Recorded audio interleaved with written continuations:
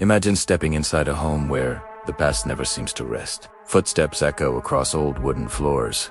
Shadows drift through the hallways, and some visitors claim to feel unseen hands brushing against them. This is the Whaley House, often called America's most haunted house. But are the ghosts real, or are they nothing more than stories shaped by tragedy and legend? Today, we explore both sides of the story.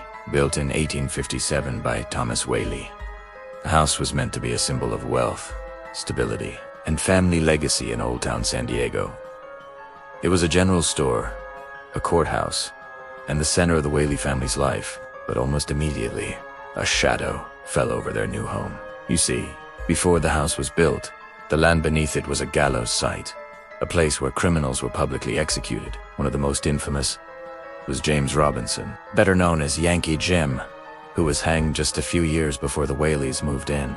Months after construction was finished, the family started reporting strange occurrences. They would hear heavy, clumping footsteps echoing through the halls, as if someone was walking in heavy boots. Thomas and his wife Anna believed it was the ghost of Yankee Jim, his spirit forever tied to the land where he died. But the tragedies didn't stop with a single ghost. The Whaley family itself suffered multiple, devastating losses right inside the home.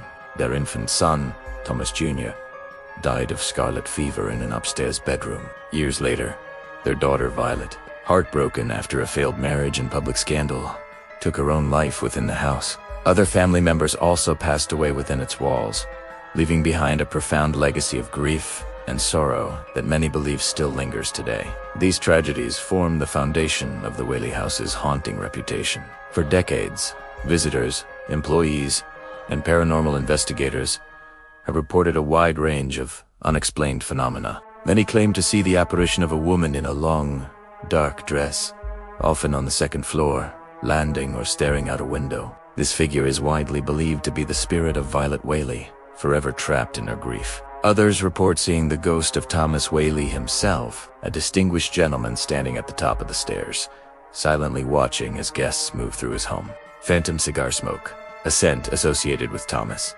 is often smelled when no one is smoking. And then there are the sounds. Children's laughter echoing in empty rooms, music from a long-gone piano, and of course, the heavy, phantom footsteps of Yankee Jim. Cold spots, objects moving on their own, and the feeling of being touched by an unseen presence are all part of the Whaley House lore. This is the haunting version, a story of a family whose pain was so great it imprinted itself onto the very fabric of their home. But there's another side to this story. Skeptics argued that the Whaley House isn't necessarily haunted by ghosts, but rather by its own compelling history. They suggest that the stories grew more elaborate as the house became a major tourist attraction. Legends, after all, are good for business. Historians point out that while Yankee Jim was indeed hanged nearby, the exact location of the gallows is still debated. It might not have been directly under the house at all. The exaggeration of this detail could have been a powerful way to kickstart the haunted narrative. Furthermore, many of the so-called ghost sightings can be rationally explained. The house is filled with old, wavy glass that can distort light and create strange reflections, easily mistaken for figures in the dark. During nighttime tours, the power of suggestion is incredibly strong. When a guide tells you to look for a shadow in a corner or listen for a footstep, your mind is primed to experience just that. Critics also note that grief and tragedy are a natural part of history for many old homes. The Whaley family's losses, while heartbreaking, don't automatically mean the house is filled with spirits. Instead, our knowledge of their suffering might make us more susceptible to interpreting every creak and shadow as something paranormal. This is the historical explanation, a tragic but human story magnified by time, tourism, and our own imagination. So, we're left with two compelling possibilities. On one hand, the Whaley House could be a genuine paranormal hotspot, a place where the spirits of those who lived and died within its walls are unable to move on. Their emotional energy, their pain, and their presence are a real, tangible force that visitors can still feel today.